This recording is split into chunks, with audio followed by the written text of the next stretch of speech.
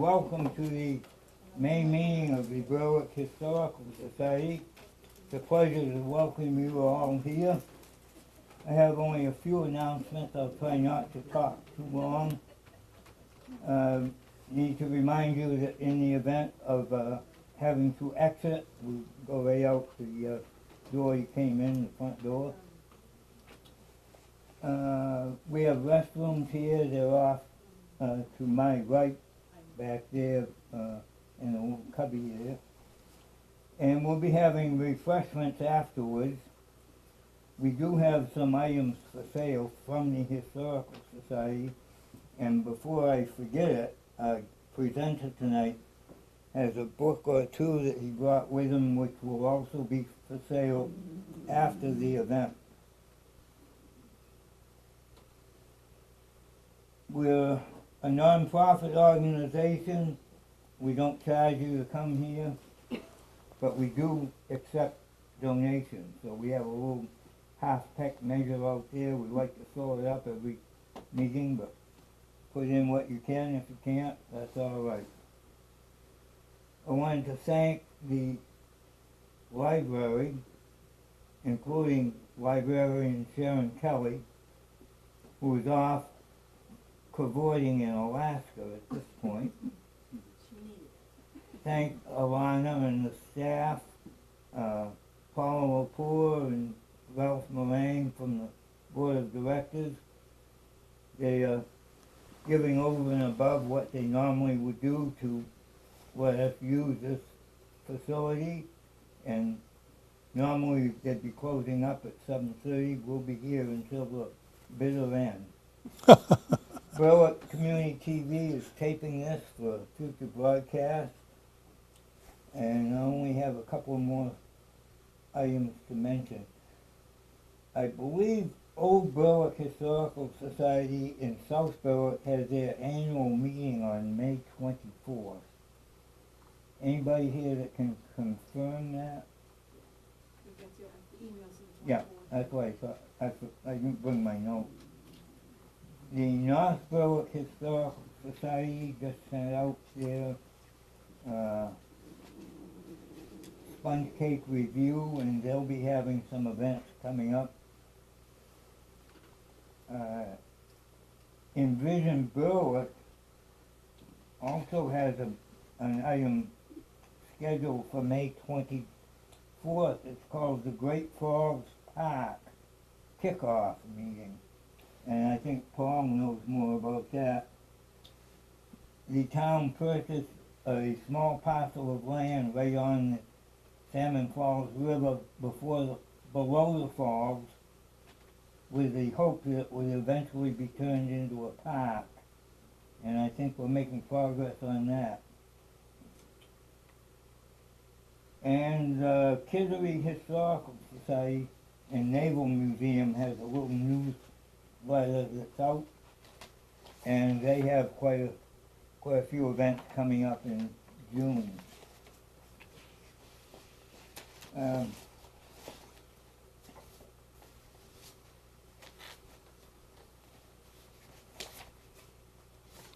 dug up an old handbill from 2015 in April, 4 years ago, 4 years and 1 month ago. I joined the board of the Berwick Historical Society and became program chairman.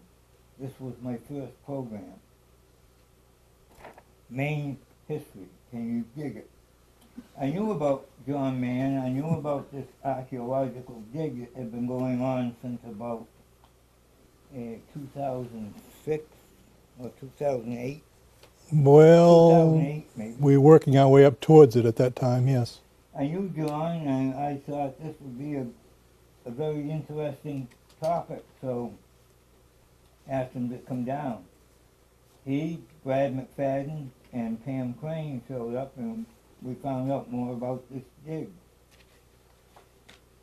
So it's a pleasure now, 4 years later, to invite him back and have him talk to us about what this project has turned into and what will come to fruition this summer.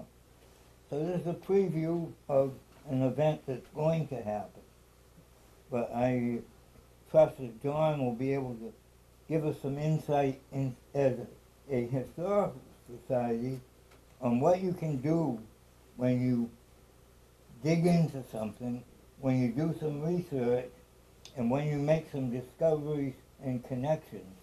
So it's my pleasure to introduce tonight again John Mann, who will talk about the Ulster Scots 300th anniversary reunion. John? Welcome. Thank you. Thank you, Don. And thanks for the reminder that we were back here a few years ago. I was going to mention that. It's not often I get invited back to the same place twice. But I noticed they picked a different venue, so I suppose they thought it was safe to do that. How many of you people here tonight have any information that you might be of Scots-Irish extraction in some way or another? About half of the room. That's pretty typical around the state of Maine. You know the definition of Scots-Irish. They say it's somebody who likes to drink beer but doesn't like to pay for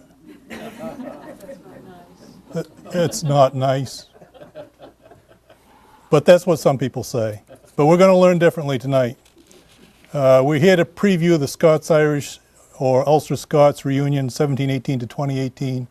Obviously the 300th anniversary of something. So why is it being held in Maine and why now?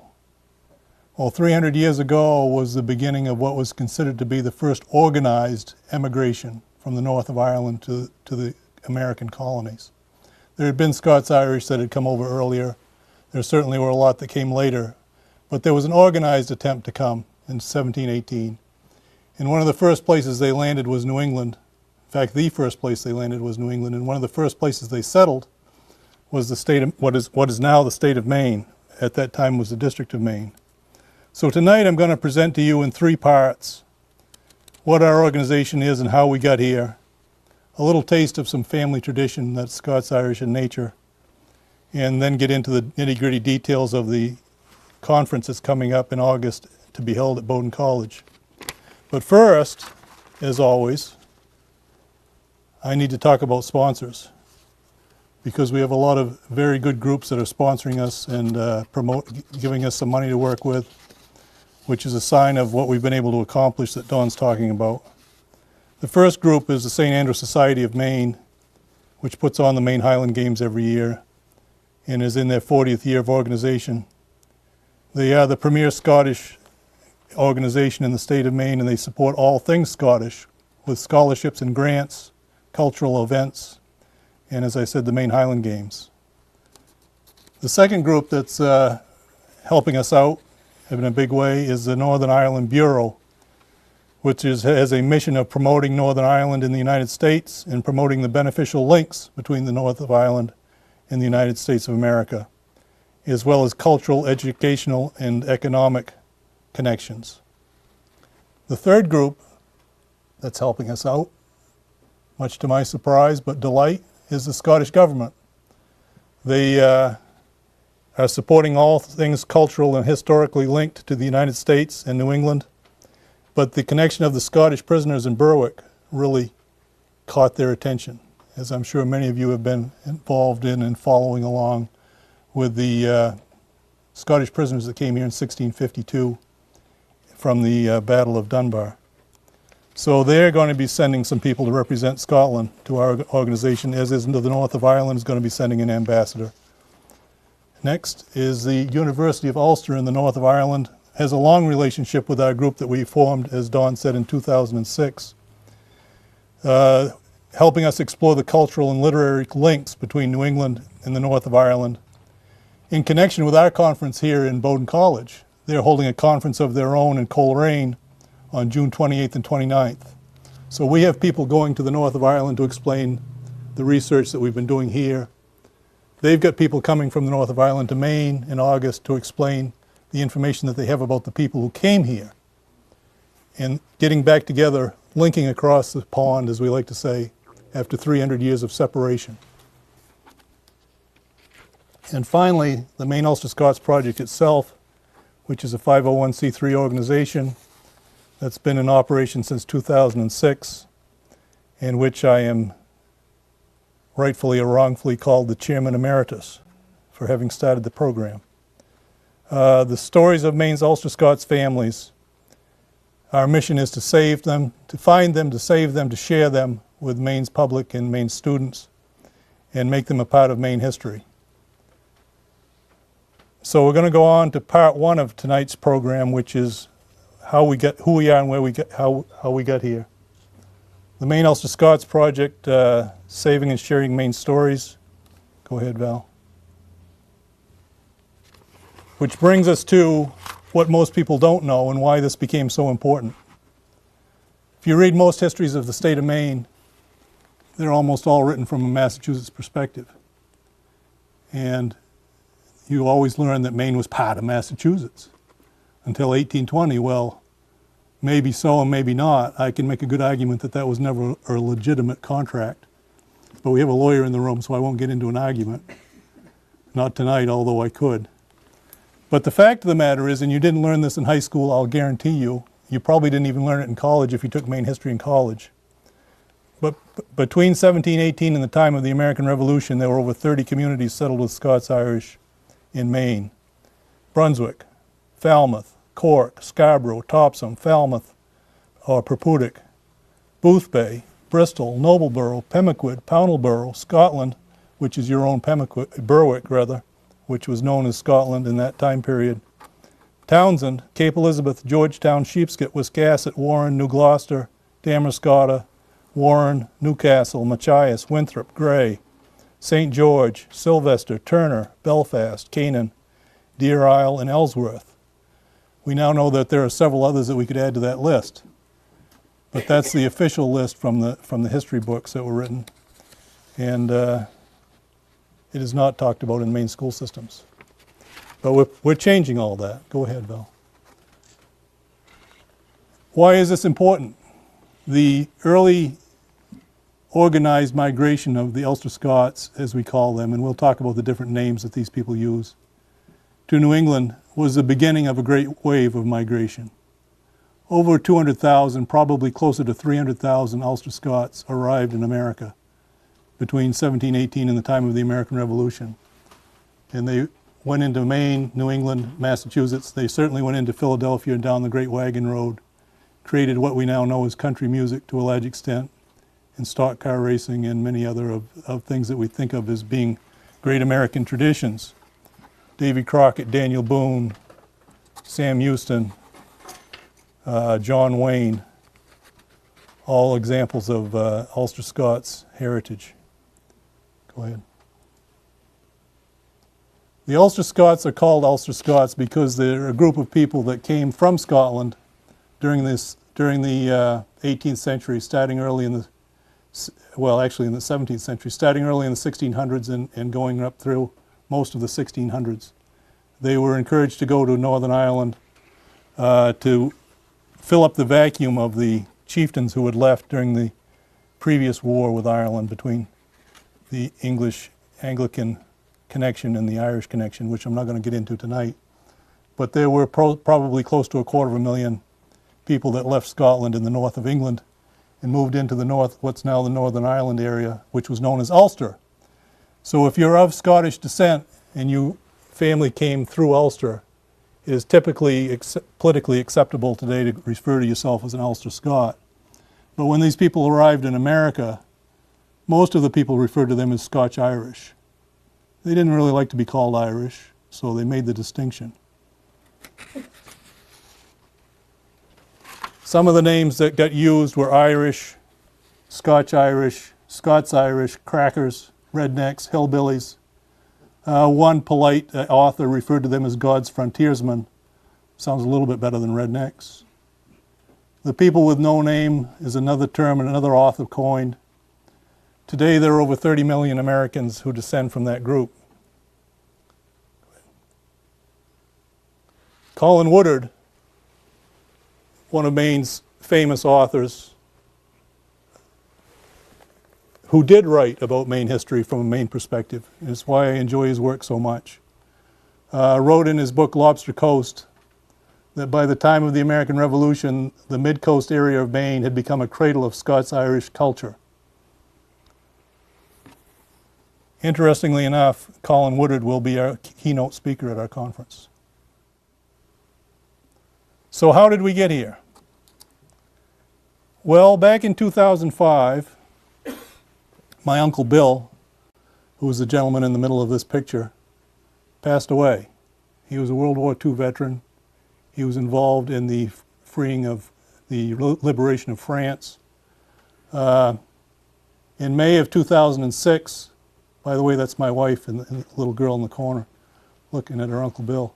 He was also my Uncle Bill. It was her Uncle Bill. It's a Scots-Irish story. Don't go there. Don't go there. At the interment in May, as we laid him in the ground, my cousin Dick looked around the graveyard and he looked at me and he said, "Do you realize that this next year is the 250th anniversary of the Means Massacre? Something ought to be done about it." And I looked around that cemetery in Freeport at all those gravestones, all those Ulster Scots who came here, carved the wilderness out, fought during the various Indian wars, led the way in the American Revolution, and have no history written about them at all in the state of Maine. And a little light came on in my head. And I said, "I think you're right. Something ought to be done about it." And we organized a reenactment of the Means Massacre, which is a story of a Scots-Irish family that I'm descended from in Freeport, which we won't get into tonight, but if you're interested, we do have a book. Was the beginning of the Maine Ulster Scots Project. We went on from there to knowing that nobody would understand what I was talking about. I felt the need to write a book to explain it, which is still in circulation. And we went on to do other reenactments all around the state of Maine, wherever there were Scots-Irish who became known as White Indians in the time period after the American Revolution because they led the opposition to the Massachusetts proprietors demanding that they pay for their land over and over again, depending on who claimed title to their property. Alan Taylor wrote about that in great length in Liberty Men and Great Proprietors. And we started being invited to different groups around the state of Maine. I don't know how many lectures I put on, but it's more than I want to remember.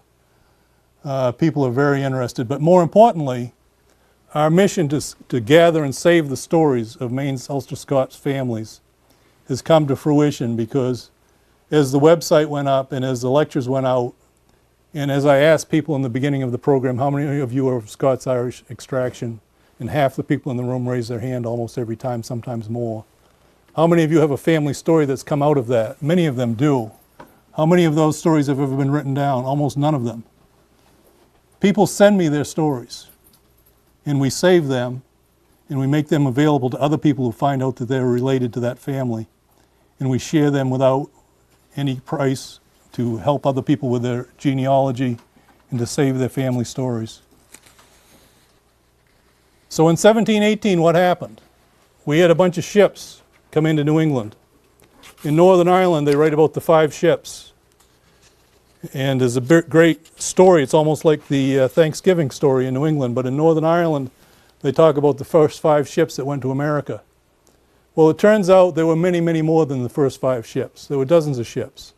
But somebody in Boston had looked out one day and mentioned the fact that there were 5 ships from Ireland floating in Boston Harbor at one time during the summer of 1718. Our research now shows that on March 24th there was a ship. May 16th, July 25th, July 28th, August 4th. August 4th was probably the 5 ships. September 1st, another one on September 1st. October, another one in October. All in the summer of 1718. The Mary and Elizabeth showed up in October. The Joseph and Mary showed up later in December. And in 1719, 11 more ships arrived. In 1720, 13 more ships arrived. So it was obviously the start of a great wave of immigration in 1718. And one of the ships that we're going to talk about, 2 ships in summer of 1718 came into the state of what's now the state of Maine. One of them came to Falmouth And this little map shows the area of Falmouth that was then being reoccupied in red. They showed up in 1718 looking for land. They'd been warned out of Boston. They'd been invited to come to Boston, but when they got there, they were warned out and came to Maine looking for land for their people. Their ship, the Robert, was frozen into Portland Harbor, Falmouth Harbor at the time, by November. You talk about global warming. They were frozen in November of that year and spent the winter frozen in the ice. Many of them stayed right on the ship for the entire winter. Some of them went ashore and built hovels. In the spring, about half of them went to New Hampshire and founded what is now Londonderry. At that time it was called Nutfield.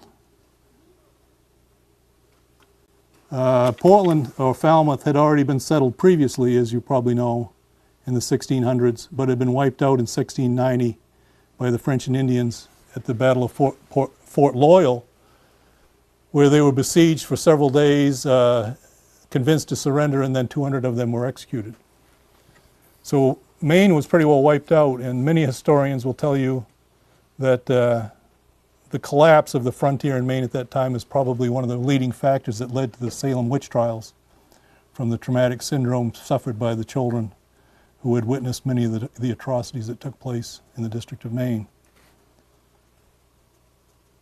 So we have, as one of our leading posters, a picture of what we envision the Robert looked like in Falmouth Harbor during the winter of 1718, 1719, and encourage people to come and share their stories so that we can save them and share them with others. The other ship, the McCallum, brought their people to Brunswick. They were led by Reverend Woodside from Garva in the north of Ireland. He brought his congregation plus apparently quite a few more, and they settled Brunswick and Topsham and were led to settle on Merrymeeting Bay. Merrymeeting Bay at that time was the frontier line between what France claimed in Nova Scotia and what Massachusetts claimed in the District of Maine. It was also the frontier line for what the Native Americans claimed coming down from Canada on the Kennebec River Valley into Merrymeeting Bay. So it was the pivot point between the French, the Indians, and the Anglicans in that critical time period before the French and Indian War, which led to Dummer's War or Lovell's War, depending on which term you like to use, in 1722. So in 1718, you have all these Ulster Scots showing up and being told they can settle on Merrymeeting Bay. In fact, they were encouraged to settle there. In 1722, they were all burned out, lock, stock, and barrel. There's a little image I have of the mixture of the two cultures taking place on Merrymeeting Bay. Go ahead, Val. And as I said, in 1722, at Father Rawls' encouragement, they came down and spent the summer burning all the inhabitants from Merrymeeting Bay down through Brunswick and all the way down into Georgetown. Not that I blame them much.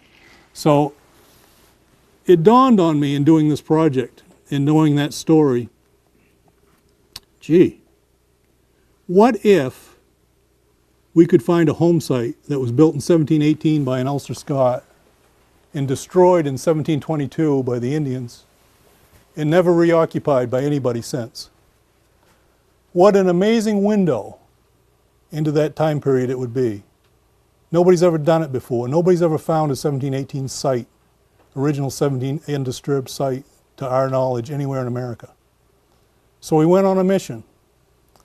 And we got a bunch of volunteers, and Pam Crane and I worked together especially hard. Rebecca Graham and Barry Rodrigue worked together on the east side of Merrymeeting Bay. Pam and I worked together on the west side. And we identified several dozen sites, which we started to pick away at and try to eliminate one by one.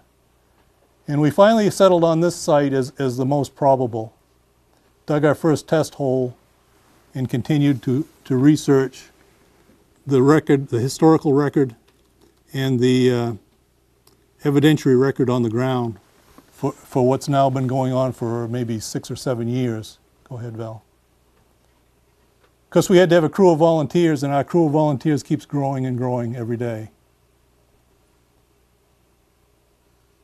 Somewhere, I'm going to say 4 years ago now, maybe 5, at the bottom of this hole, we found the burned timbers of the original site of the McFadden family, still intact, buried in clay and silt, sealed off from oxygen due to the silt content in the soil. We found bricks that were made near the site. We found the timbers of the sills still in the ground.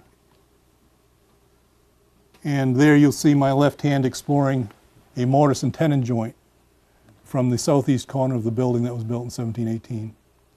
Pretty amazing stuff. Now, you think that's amazing. We had, of course, to find out who owns this site. We had determined who had originally settled it from maps and from court documents. So we went to the town office and looked up the current owner, and it was somebody with the same last name as the original settler. And I thought to myself, well, what are the odds? The odds are next to impossible that it's the same family, and it's almost next to impossible that it's a different family with the same last name. So I found him in the phone book, and I called him up, and I said, "Are you Dave McFadden?" And he said, "Yes."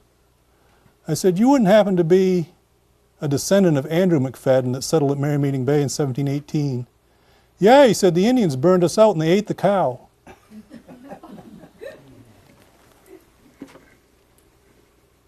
Unbelievable.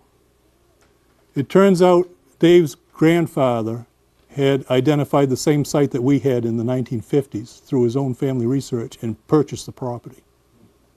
What an amazing story. In the bottom of this cellar hole there are very few artifacts because at that time period people didn't have a lot of stuff like they do today.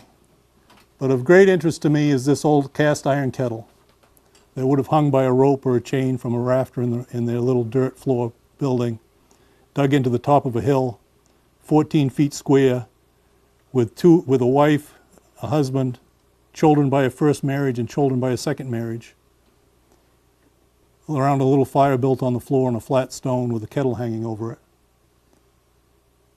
And I found this old woodcut of the McClellan family from the 1750s in what's now the town of Gorham, on a piece of property that's now occupied by the University of Maine Portland-Gorham campus. And it shows a cast iron kettle hanging by a crane over a fire as they converse with the Indians. Gives me quite a picture of this situation. Go ahead. Which brings us to the Scots-Irish reunion that we're doing right away in August 14 through 17, 18. I'll say on there somewhere.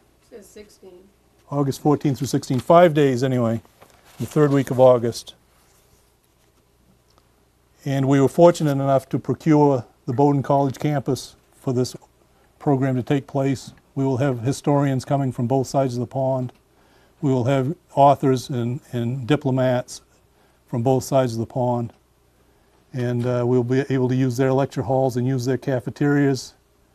And it's all very appropriate because Reverend Woodside, who brought his people to Brunswick in 1718, came from Garva in the north of Ireland, and we have the minister and his wife from Garva in the north of Ireland coming over to do one of the lectures.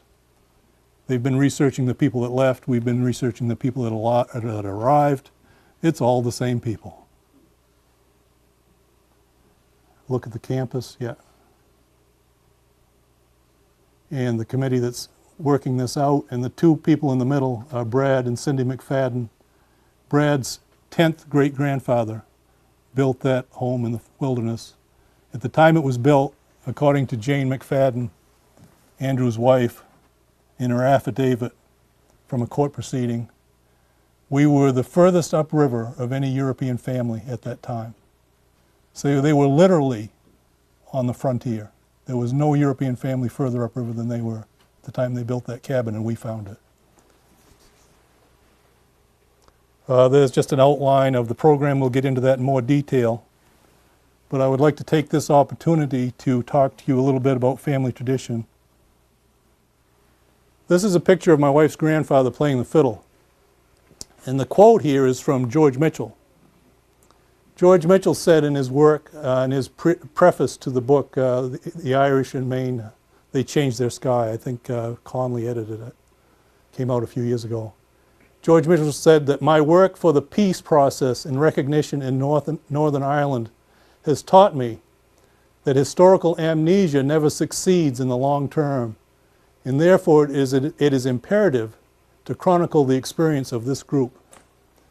And this group that he's talking about is the Ulster Scots in the state of Maine. So there's Grampy Mabry playing the fiddle. Go one more, Val. But I'm more used to seeing him in his work clothes when I was a boy, with his boots on and his braces, as he called them, and a fiddle in his lap, playing for kitchen concerts and dances, house dances, as a youth, and a tradition that undoubtedly came with him through all these generations from the north of Ireland. And from a spruce plank in the attic of his mother-in-law's farmhouse that was built pre-American Revolution, in the top of an old maple table that he picked up at a yard sale, he started building fiddles. One of those fiddles is here tonight, and I'd like to ask my wife to play it for us.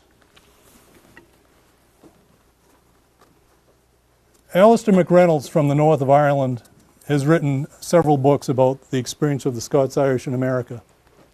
And he was kind enough to ask me to write the foreword for two of the books. And one of the forewords that I wrote concentrated on the three legs of the stool of Scots-Irish culture in America. And I call it family, faith, and freedom. Family, faith, and freedom are the three main legs of the culture of the Scots-Irish in America, no matter how you come at it. And our history is an oral history. It's been handed down word of mouth. Very little is written up until Jim Webb started writing about it a few years ago in Born Fighting. And then Colin Woodard started writing about the Maine experience in the Lobster Coast. But storytelling is one element. Fighting for our freedom is certainly a second element. And the music is part of the family cohesion in any Scots-Irish family. So, Val, you want to tell us about the fiddle and play us a tune? You told us about the fiddle. All right, then play away. He built this fiddle. It was the first one he made in 1924. And he played, and he had his fiddle that he was playing used for a pattern. But he also knew a man in Freeport who was building, so we asked him, would you help me build a fiddle? And, how hard could it be, right? With all hand tools. Like John said, the top is the plank from his mother-in-law's home, and the back is an old maple table. It's absolutely beautiful, and he played this many years. He built two other fiddles. And I received this fiddle when I was 48 years old. And I said, well, I have two options. One is to hang it on the wall, and one is to just learn to play. So I found other people who were playing, a few lessons, and I fell in love with the Scottish music because it was already there. So I'll play 4 little tunes for you.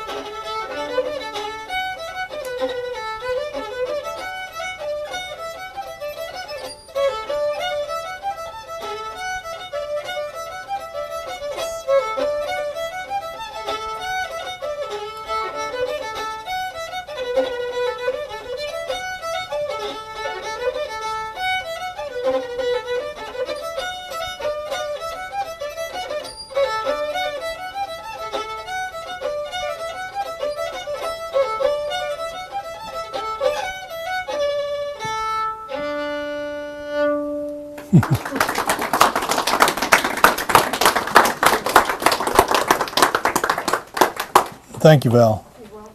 Val's Mabry family was one of the first 3 families to settle what's now the town of Wyndham. Typical frontier Scots-Irish family.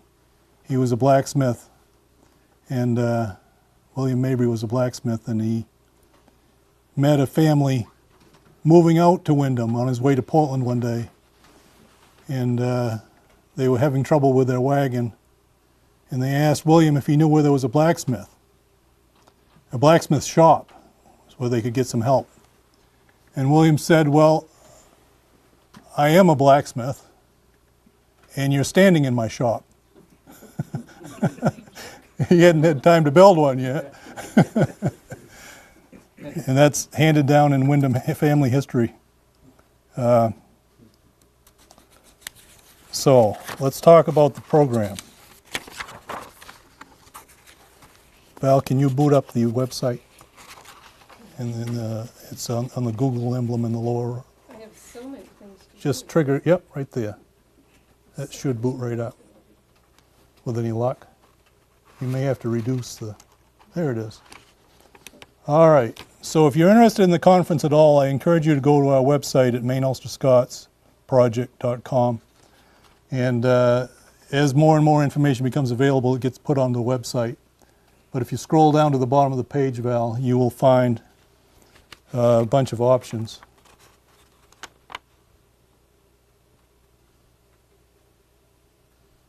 That's a good start. We'll start right there. We will have a series of historic tours that you can go on during the 5-day program. The first tour is a specialty tour that will, if you're coming over from the north of Ireland or anywhere else and you know you have Scots-Irish roots in Maine, and you want to see a particular part of Maine, whether it's Boothbay Harbor, which was entirely Scots-Irish, or Belfast, Maine, which was settled by the Scots-Irish from Londonderry, New Hampshire, or whatever town you want to go to and see a cemetery or whatever. We have a group of volunteers that will actually go with you and act as a guide to go into any specific location. The second tour is a tour of what used to be Falmouth, now is mostly Portland and South Portland.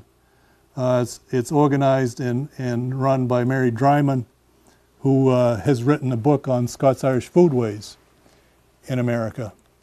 And she lives there in South Portland and is a keen historian on all things Scots-Irish in the Portland area. So they will be visiting the Tate House and the McClellan House and the Means House and Simonton Cove, named after one of the people on the Robert in 1718. The Shoreline Trail, which goes by the place where the Robert was frozen in the ice all the winter. Old Faith Church, which was built on the site of the original church that the Presbyterian Scots-Irish built. And the first settlers' cemetery, where some of the original 1718 people are laid to rest. You'll have lunch at the SMVTI cafeteria, and you'll be toured around on a bus for the day. Great group. This tour number 2, which I have organized, will be led by Barbara Damaris. This is number 3. Yeah, it's listed as number 3. All right, so we'll call it number 3. Anyway, Barbara Damaris is an expert on the cemeteries of Brunswick and Topsham and knows where all the 1718 families are laid to rest and where their descendants are laid to rest. We will be visiting some of those cemeteries. On the way to Harpswell, we will stop at the site of Matthew Thornton's home that was burned out in 1722. Matthew Thornton, for those of you with New Hampshire connections, will probably recognize the name. He's one of the signers of the American Declaration of Independence. Actually came to Maine with a 1718 group and was burned out by the Indians in 1722. He arrived at the age of 2 from the north of Ireland with his parents, was 5 years old when the house was burned to the ground, and he and his mother and father got in a canoe and escaped with their lives by paddling to Falmouth for security. Quite a story. The Harpswell Meeting House was built in the 1750s, pre-revolution, and is still standing and is on the list of historic places. We will be visiting that with the gentleman that runs the Harpswell Historical Society and getting the insight on that, as well as the cemetery out back, which harbors many of the Scots-Irish families that are laid to rest in Harpswell. And the Elijah Kellogg Church, of course, is right across the street from that. Kellogg was a famous writer of Scots-Irish extraction from Harpswell area, graduate of Bowdoin College. Wrote for the Youth Companion for many years in the 1800s, early 1900s, and wrote several books. Finally, we're going to have a historic tour to the McFadden site on Merrymeeting Bay. And I encourage any of you with an interest in archaeology to take that tour, because this is I'm showing my prejudice and bias, but it's a fantastic site. Down in this corner, you'll see remnants of the burned timbers from the original 1718 structure. In the northwest corner and the northeast corner are two large rocks, about the size of that chair, only round. When we took the elevations on the top of those two rocks, they matched an elevation within 1 centimeter. They were put there on purpose, and they supported the structure inside. They didn't have time to build a stone foundation. They built their foundation out of wood. I think these stones were put in there to help support that wood frame, to keep it from collapsing. And you can still see the burn marks on the rocks where the place was burned down by the Abenaki Indians, Norwich Walk Indians in 1722. We found, I'm probably getting off subject, but I love this subject. When we were halfway down in the hole, we still hadn't proven for sure that it was a McFadden site.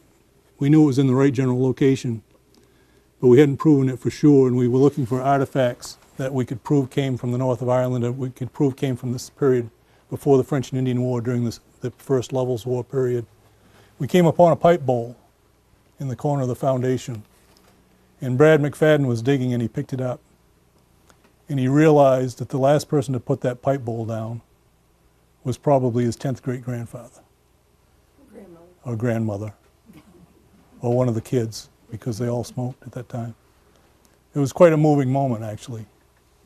The most moving moment for me in doing this project was coming upon a little piece of curled copper, curled up in the shape of a little crescent roll. I had no idea what it was. But upon further study, there had been a whole plate of them found, a whole breastplate of them found at Norwich Walk Village when they had done the archaeological work at the Norwich Walk Village upriver. And it was actually a piece of copper that had been pounded out from a European kettle, scrap iron, scrap metal, and then rolled up into a crescent and made onto a birch bark breastplate for a Norwich Walk Indian brave. This crescent copper artifact was found between the ashes from the roof and the ashes of the first floor in that cabin. I suspect it was lost during the raid. Quite a thing, you know, to be able to touch something from a moment in history that's frozen in time. Go ahead, Val. Go back to the bottom of the page, and let's move on to the keynote dinner, if you would. How do I do that? Well, I don't know. Try keynote. Right there. As I said before, we were very pleased to have Colin Woodard agree to come and speak to us during our keynote opening dinner event.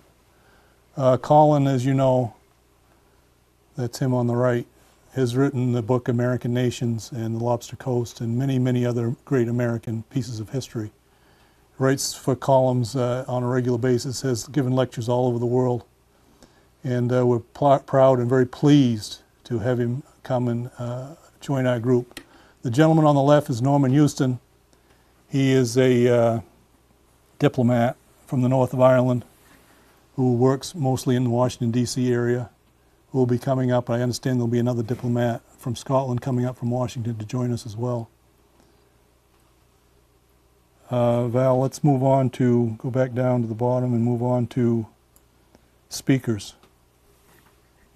One of the nights we're going to have what we call a meet and greet. One of the local area restaurants, Inns, has put aside a room for us. So all the people attending the conference, all the speakers, all the diplomats, all the politicians that might want to show up in glad hand, although we're not encouraging that in any way, don't get me wrong. This is not about current politics. This is about history. Where are we going? Let's go to conference speakers. You've got 1 and 2. Pick either one.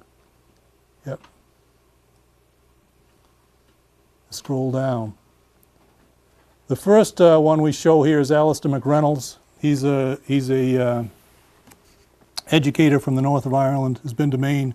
Was the first one from the north of Ireland to discover what I was doing with our MUSP group here in the state of Maine. Sent me an email and said, "What's this all about?" So, "What are you on about?" as he says. So I contacted Alistair, and he got right on a plane and came over and checked out what we were doing. Became totally fascinated with the Maine story. The Scots-Irish story in Maine had never been written before by anybody.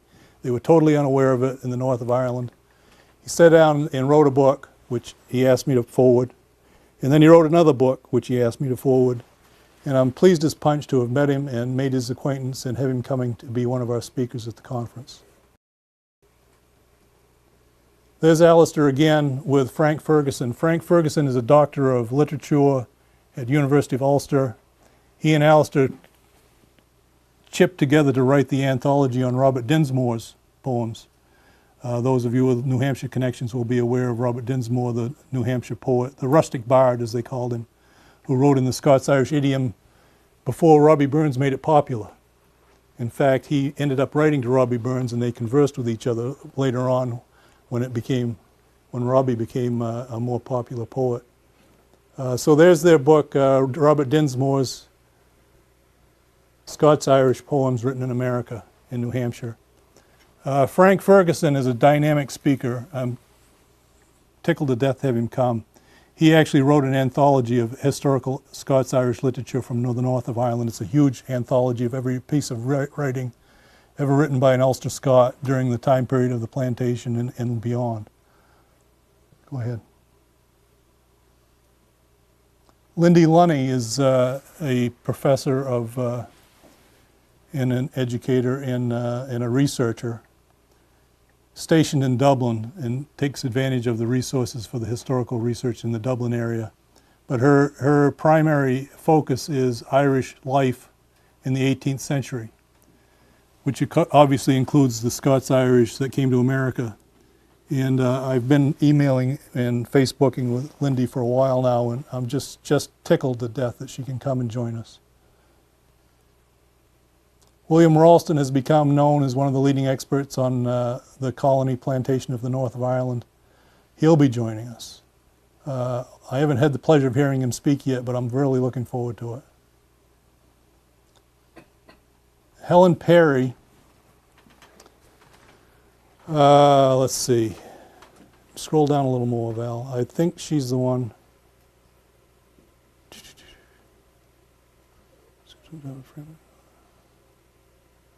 Well, I'm sorry, I've forgotten what it is she's an expert on, but one of the people, I think it might be Helen, is an expert on the Scots-Irish that came to Washington County from Rathlin Island.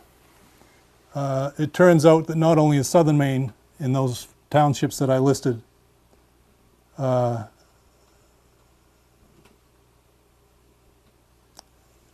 of the Ulster Scots or Scots-Irish emigration to America, that later on Rathlin Island, which is a big island off the north coast of Antrim, was depopulated by emigration to America. And where do you think they went? Washington County, Maine. So that's going to be explored at our conference as well. Sarah Carson, it turns out, is Rathlin Island. Let's see. Migration through Hamilton. Oh, this, sorry, see, I got it wrong. This is the one that's talking about Washington County. Sarah Carson. I haven't met these people yet, so I apologize for getting that mixed up. Also a scholar and a researcher. Now hit the Speakers from Maine button, Val, please. Scroll back up. Whoop, down. Yeah, I know, it's a little clunky. This mouse pad is really awful. It's pretty clunky. We do not have all the speakers yet on the website, but we're getting there.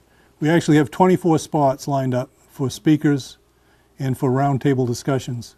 So we're going to have multiple sessions going on simultaneously for 3 days. You can pick and choose whether you're interested in archaeology, whether you're interested in history, whether you're interested in culture. Pamela Crane is the lead archaeologist for our Somerset dig and has also become a total expert on the Scots-Irish culture in Maine and has done extensive work for us on cemeteries and the unique qualities of the Scots-Irish cemeteries for the first families that settled here. She'll be there and talking about it. Your own Tad Baker, I'm sure you all know, from the Berwick area, is a leading expert on all New England history.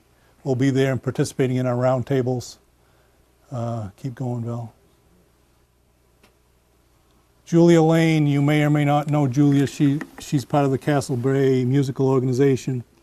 Is of Scots-Irish extraction for the McFarlane family in the Mid-Coast.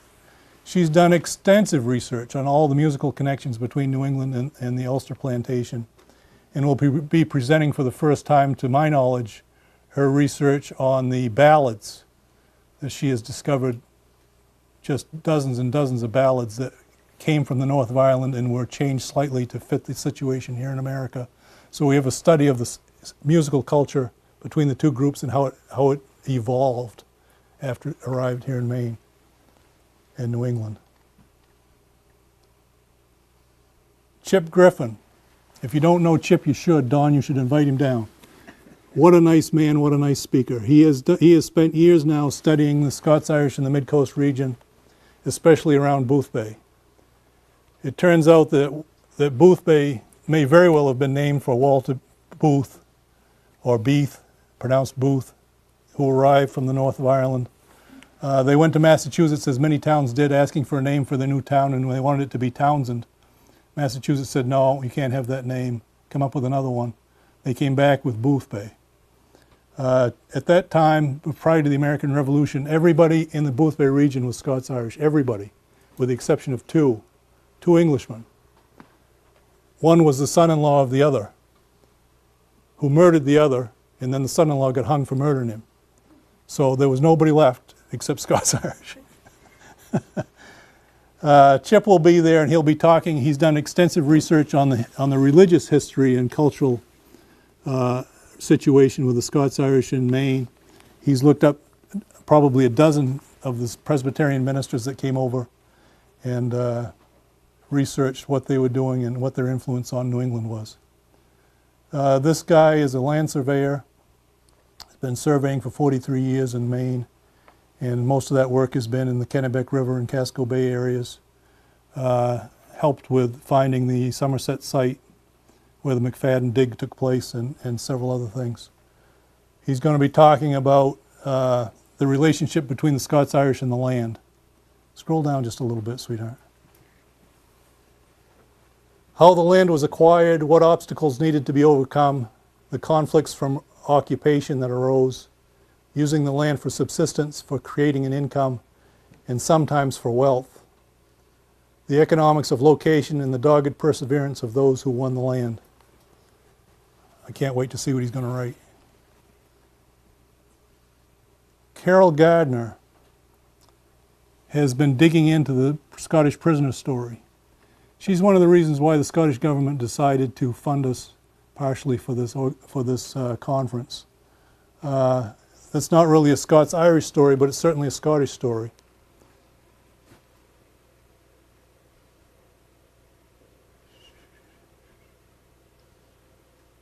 The Involuntary American, A Scottish Prisoner's Journey, 1630 to 1705. Those of you around the Berwick area may very well want to check in on that if you're interested in the Scottish prisoners that came. So those are the ones that we've got up on the website, but I also know that Colin Brooks of the 1718 Project, formerly of Pennsylvania, now living in Florida, has the most extensive list of those who left the north of Ireland and those who arrived and where they came from and where they went to. And he's finally going to make that information public at our conference. Literally hundreds of family names, individuals that he has researched specifically. Who was on the Robert, who was on the McCallum, what ship came when, from where did they come from, what group were they connected with, how were the families interconnected with each other. Can't wait to hear Colin's program. Fred Kerber is an archaeologist and a history teacher and a lobsterman from the Brunswick area. who's done research on on Reverend James Woodside, who brought the first congregation to Brunswick and Topsham, and has actually found and done a partial archaeological dig on the garrison house that Woodside built for his congregation to protect them from the Indians. Allison and Jim McGawkin are the ministers from the Dunbow parish in Northern Ireland, where Reverend Woodside came from. And as I said earlier in the program, they've been doing research on Woodside and his congregation, what the effect of them leaving Northern Ireland was, what the history of Woodside himself was. And I can't wait to hear her program that she's going to hold in the First Congregational Church in Brunswick, in the church that Harriet Beecher Stowe used to sit in during the Civil War. Delia Wilson Lumford has just written a book on the Wilson family that came to Maine from the north of Ireland, and she'll be putting on a program describing those connections. There are several more that I don't have listed. They're still coming in. They're still getting them lined up. Is there a button there for the concert, Val? Let's take a look at that. Premier concert will be held at the college campus. Frank Farrell, who has played with every Celtic band, well, not everyone, but certainly many of them that you would recognize, has played all over the world, and is you might recognize him from Channel 10 public television programs that he put on. As an award-winning producer of documentary information on Melly Dunham, the fiddle player from Maine. Scroll back up just a minute, Val. He's going to put on in his concert a program that ties together the fiddle traditions in Ulster music then and now, how it's played now, how it evolved, where it came from, and he's capable of putting on a tremendous demonstration. The next part of the concert will be Julia Lane telling us and singing for us about the ballads that came over from the north of Ireland. Julia Lane and Fred Gosby of Castle Bay. So she'll not only be doing a program during the lecture series, she'll be putting on a part of the concert as well. And finally, after all that book learning, we want to have some actual music, just pounding out some good Highland tunes. The Maine Highland Fiddlers, with my wife involved, will be there to just blast out some fiddle tunes. And finally, the program will wrap up with, if you buy a ticket to the whole program, you also get a ticket to the Maine Highland Games in Topsham at the end of the week, Friday night Ceilidh, and Saturday Maine Highland Games all day Saturday. That in a nutshell, in a very quick nutshell, but I came within 3 minutes of my goal, is where we came from, what we're doing, and what it's all about in August. If you want to come for the whole program, you can buy a ticket for the whole program and get a pretty good discount. If you want to come for the day, you can buy tickets at a day price. Go to our website, maineulsterscots.com, check it out, come and join us if you can, and I'll be happy to take any questions.